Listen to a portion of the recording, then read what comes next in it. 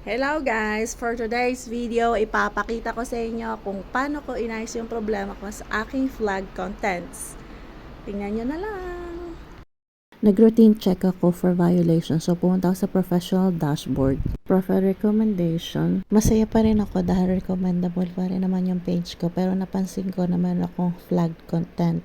Tingnan natin, manage content. Kapag pa na meron tayong flag content, maaaring hindi tayo isa-adjust ni Meta or ng Facebook sa mga tao para panoorin tayo. Hindi niya tayo tutulungan na mag-grow. Kung nakikita nyo, meron akong dalawang contents na na-flag.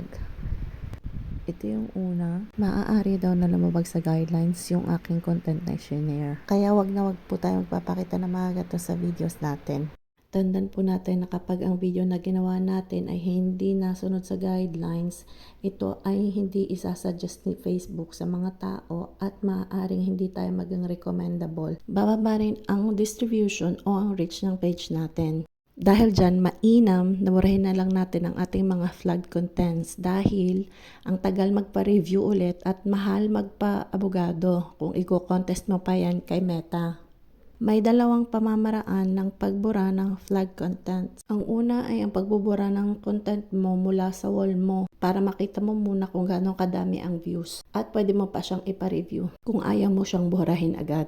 Click nyo yung 3 dots. Tapos move to recycle bin. Tapos move.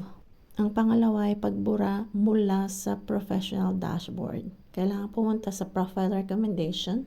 Right arrow sa content na gusto nyong burahin. Take action. Delete post. Tapos delete. Ganyan lang po kadali ang pag-resolve sa problema ng flag content. Ngayon wala na akong issues. Please like and share this video kung nakatulong ito sa inyo. Salamat! Kita tayo sa susunod na video. Ciao!